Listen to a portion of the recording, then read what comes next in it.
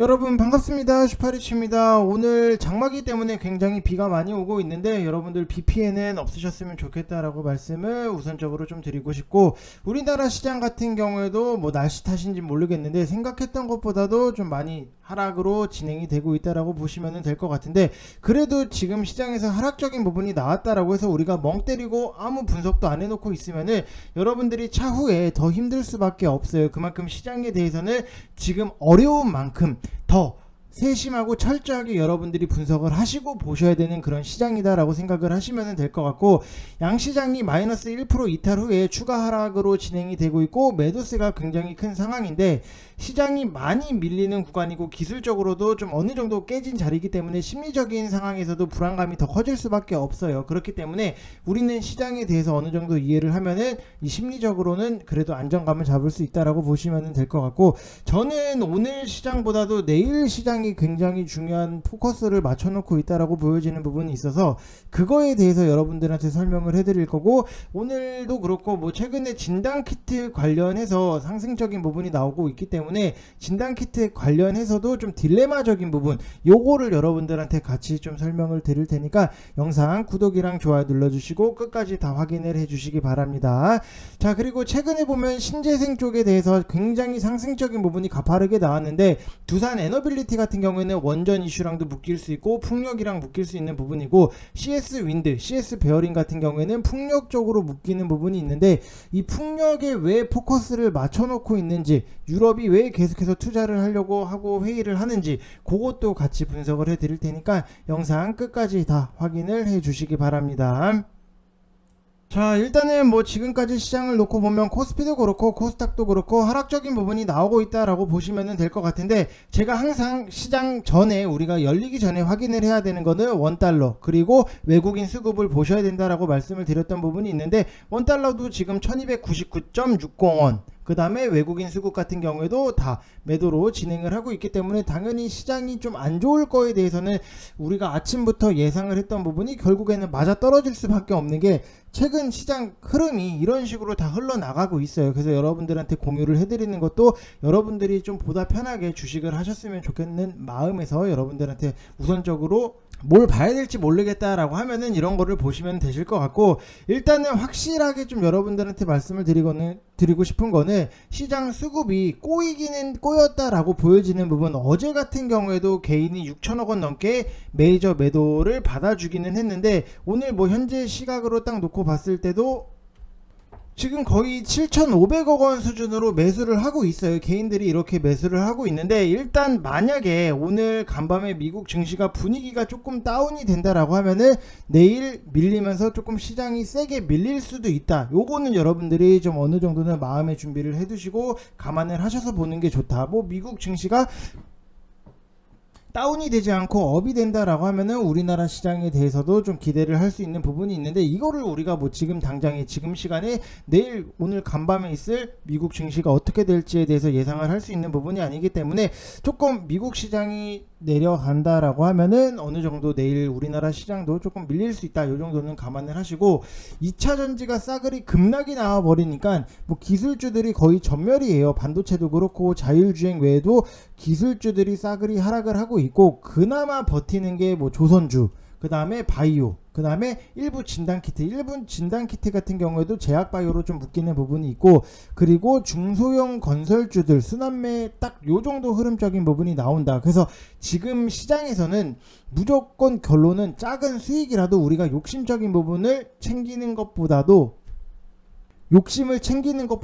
일단 수익적인 부분이 만들어졌을 때는 빨리빨리 챙기는 게 지금 시장에서는 장땡이다. 그래서 급하게 막 대박주를 찾아서 급등주를 쫓아다니는 시장이라기보다도 갈만한 것들을 시장이 하락이 나왔을 때 매수를 진행을 해서 기다렸다가 편안하게 시장이 올라왔을 때 수익적인 부분을 만들어 나가는 게 훨씬 더 좋다라고 생각을 하시면 될 것 같아요. 그러면은 이게 무슨 말인지 모르겠다라고 하시는 분들 분명히 계실 거예요. 자, 한 가지 말씀을 드리면은 제가 최근에 6월 16일 날 퓨런티어를 VIP 방에다가 추천을 해드렸어요. 최초 추천이 6월 16일. 그 다음에 27,500원 이하로 여러분들 사세요. 이거 차라리 사놓고 기다리고 시장이 올라오면은 어차피 올라올 거다. 이런 거는 미리 사놓고 기다렸다가 수익적인 부분을 만들어 나가야 된다라고 말씀을 드렸던 부분이 있는데, 결국에는 이런 식으로 수익적인 부분이 만들어진다. 그렇기 때문에 뭔가 올라가는 거에 대해서 우리가 대박적으로 쫓아 들어간다라기보다도 갈만한 거에 대해서 미리미리 사서 준비를 해서 들어가는 게 훨씬 더 이득적이다라고 생각을 하시면 될 것 같고, 또 추가적으로 여러분들한테 말씀을 드리면은 공구먼 같은 경우에도 제가 VIP 방에다가 말씀을 드렸어요. 어차피 이거 권리락 이후에 급등이 최근 트렌드다. 6월 27일 날 공구먼 61,500원 이하로 여러분들 사세요 라고 말씀을 드렸던 부분이 있는데, 결국에는 이런 것들도 지금 뭐 권리락 때문에 가격적인 부분이 25,350원이긴 하지만 우리가 요때 27일 요때 샀잖아요. 27일날 요때 샀기 때문에 지금 보면은 어제 상한가 오늘도 점상으로 갔다라고 하는 부분, 이런 것들은 트렌드로 여러분들이 팍팍 눈치껏 잘, 시장에 대해서 분명히 규칙적인 부분이 나올 수 있기 때문에 이런 것들을 여러분들이 수익을 내셔야지만 좀 더 편안하게 우리가 같이 재밌게 진행을 할 수 있다, 이렇게 생각을 하시면 될 것 같아요. 그래서 공구먼 같은 경우에도 뭐 41%의 수익적인 부분이 차곡차곡 잘 만들어지고 있다라고 보시면 될 것 같아요. 그래서 여러분들이 급등주를 쫓아다닌다라기보다도 급등할 수 있는 거를 지금은 사놓고 기다리고 급등 나오면은 수익 챙기고, 이런 식으로 진행을 하는 게 지금 시장에서는 굉장히 나이스하다, 요게 맞는 거다, 이렇게 생각을 하시면 될 것 같습니다. 자, 그래서 여러분들 항상 시장이 어렵고 빠지고 하면은 내가 어디에다가 중점을 맞춰야 될지 모르겠다라고 하시는 분들 분명히 많이 계실 거예요. 근데 저는 항상 규칙적인 부분이라든지 차트적으로 보는 부분, 그 다음에 거기다 추가적으로 내용까지, 시장 설명까지 다 해드리고 있기 때문에 오히려 초보자분들이 미리미리 좀 준비를 하는 거에 있어서 좀 더 편안하지 않겠나라고 생각이 드는 부분이 있고, 1개월 하시면은 뭐 33만원 010-8619-9991 요쪽 번호로 성함만 문자 딱 보내주시면은 되실 것 같습니다. 어렵지 않아요. 여러분들 부담 갖지 마시고, 일단 지금에서 솔직히 가장 이상적인 거는 뭐 상승이 나오면은 당연히 좋긴 하고, 뭐 하락이 나오면은 당연히 뭐 속상한 부분이 있는데, 제가 생각했을 때 가장 이상적인 거는 750포인트에서 760포인트 부근에서 횡보를 하면서 옆으로 주가가 누워주는 게, 그냥 막 맨날 이런 식으로 막 엄청나게 편차가 이렇게 생기는 것보다도 차라리 750에서 760 사이에서 이렇게 작게 변동성을 좁혀 나가는 게 굉장히 좋다. 그래서 아마 여러분들이 제일 이 횡보 구간이 편할 수밖에 없는 거고, 요때가 테마도 굉장히 잘 움직일 수밖에 없다. 그러면은 우리가 할 게 많은 시장이 되는데, 오늘 같은 경우에는 일단 750포인트를 깨고 내려왔기 때문에 당연히 투매가 나올 수밖에 없다라고 보시면 될 것 같고, 이게 무조건적으로 뭐 365일 시장이 오를 수만은 없어요. 그래서 무조건 시장이 오른다고 좋은 게 아니고,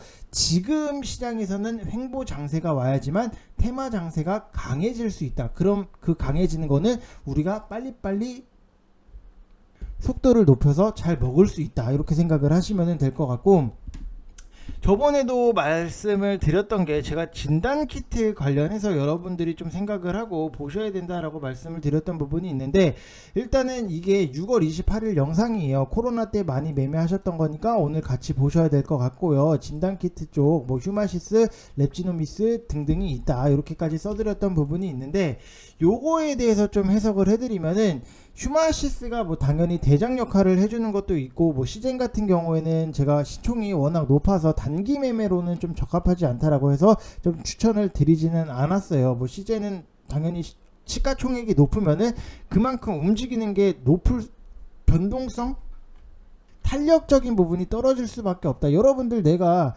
만약에 뭐 60kg야 60kg가 점프 뛰는 거랑 120kg가 점프 뛰는 거랑은 당연히 탄력적인 부분에 있어서 60kg가 더 잘 뛰겠죠. 뭐 물론 간혹 가다가 막 120kg도 잘 뛰시는 분들이 계시는데, 일단 가벼워야지 뭐 턱걸이도 되고 뭐 멀리 뛰기도 되고 하는 부분이 있잖아요. 그래서 오히려 좀 탄력적으로 움직이는 거는 시가총액이 낮은 것들이 굉장히 탄력적으로 움직여서 뭐 엑세스 바이오나 뭐 수젠텍, 랩지모믹스 등등 이런 것들이 있는데, 이게 코로나가 끝났는데 진단 키트를 관심 종목에 넣으라고 하냐 이렇게 생각을 하실 수는 있어요. 근데 뭐 물론 끝난 거는 맞아요. 근데 불과 몇 달 전을 여러분들이 한번 생각을 해보면은 이 확진자가 2,000명만 넘어가면은 온갖 뭐 언론에서 뭐 정부 브리핑이라든지 뭐 보건복지부 장관이 나와서 맨날 막 이거 발표하고 팬데믹 공포 매일같이 브리핑을 했던 거 여러분들 분명히 기억나시잖아요.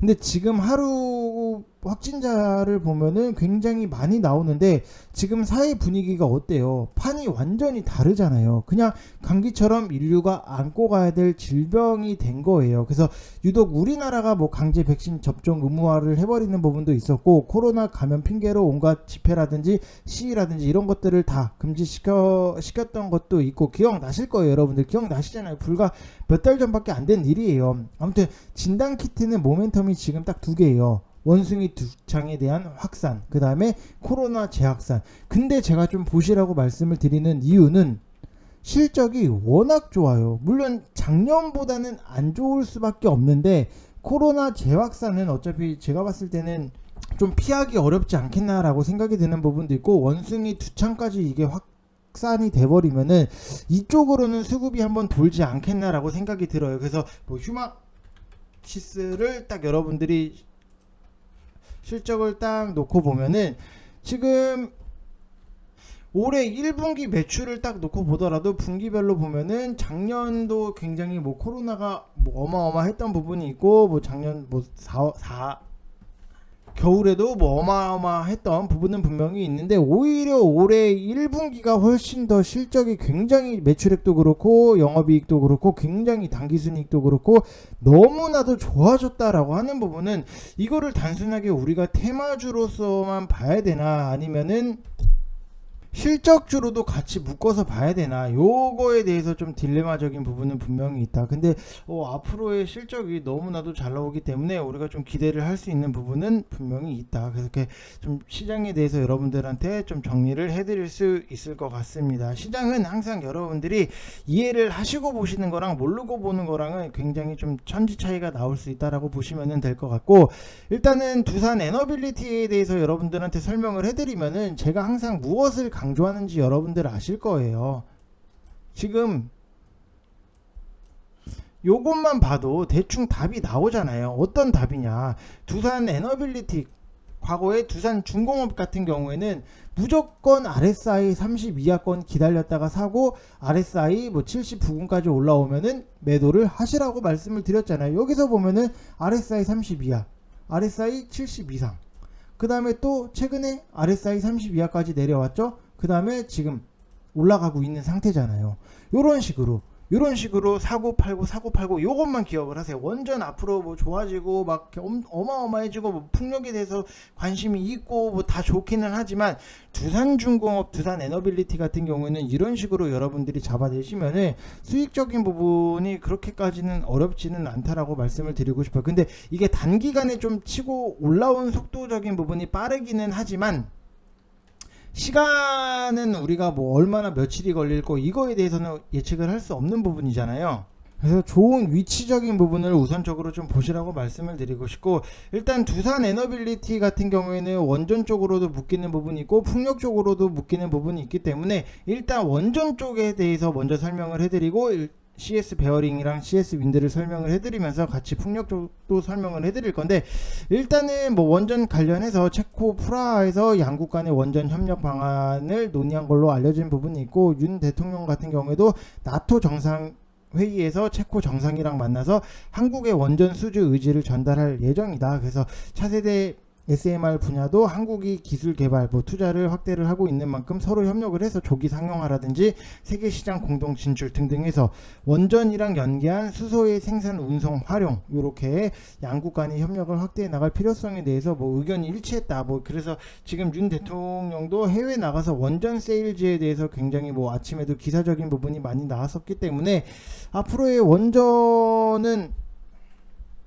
지금 정부에서 상징적으로 하는 바가 좀 크지 않겠나라고 생각이 드는 부분이 있어요. 그래서 앞으로 원전 쪽은 계속해서 우리가 뭐 모아가든지 아니면은 관심을 갖고 볼 필요가 있다, 이렇게 말씀을 드리고 싶고, 또 풍력 쪽에 대해서 말씀을 드리면은 뭐 두산 에너빌리티도 그렇고 CS 베어링도 그렇고 CS 윈드도 그렇고 풍력 관련은 다 아실 거예요. 그러면은 우리가 왜 올라왔는지를 봐야 되는데, 지금 EU에서 재생에너지 목표 상향 입법화 절차 시작에 기대감이 있는데 2030년 이제 재생에너지의 에너지 믹스 목표 비중을 기존에 뭐 32%에서 40%로 상향하는 것을 입법화하는 절차를 시작을 했고, 45% 안도 찬성이 우세한 걸로 보도가 되고 있어서 내년에 추가로 목표한 한 차례 더 상향될 가능성도 남아 있다라고 보시면은, 이 풍력 중에서도 해상 풍력이 좋은 점은 발전소를 지을 수 있는 땅이 제한적인 육상 풍력에 비해서 입지 제약에서 자유로워서 대규모 건설이 가능을 하고,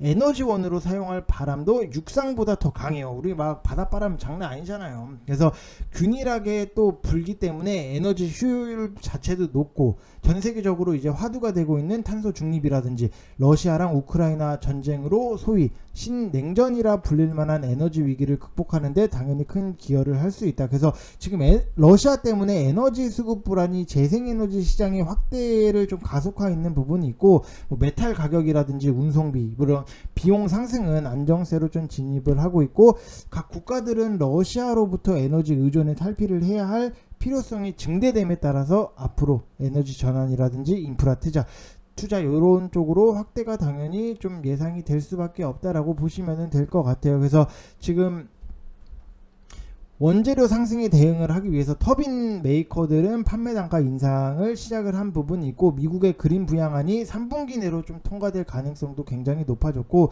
우리나라 같은 경우에도 에너지 정책 2030년도까지 신재생 에너지 비중을 20에서 25% 수준, 작년 같은 경우에는 7.5%였는데 굉장히 좀 확대할 걸로 예상이 되고 있기 때문에 국내 수요도 견조하지 않을까라고 보여지는 부분이 있어요. 그래서 CS 윈드 같은 경우에는 이제 1위, 글로벌 1위 타워 업체, 그래서 업황 호전이 가장 민감할 수밖에 없는 부분이 있고, 그리고 두산 에너빌리티 같은 경우에는 발전 단가를 좀 낮추려고 하면은 설비 비용에서 차지하는 비중이 가장 큰 터빈을 대형화 시켜야 하는 부분이 있는데, 최근 글로벌 해상 풍력 1위 사업자인 지멘스 가메사랑 이제 초대형 해상 풍력 시스템을 만들기 위한 기술 협력을 추진을 했던 부분도 있고, 동국 SNC 같은 경우에도 풍력으로 묶이는 부분이 있어요. 아시잖아요, 여러분들.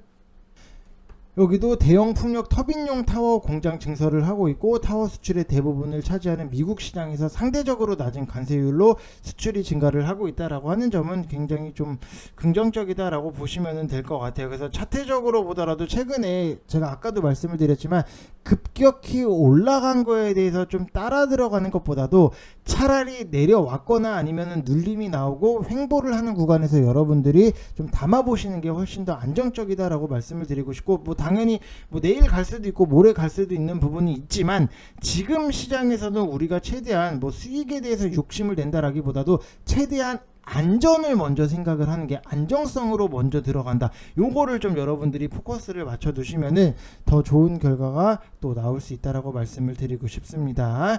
자, 이번 영상 여기서 마치겠고요. 여러분들 비가 많이 오기 때문에 비 피해도 항상 조심하시길 바랍니다. 감사합니다.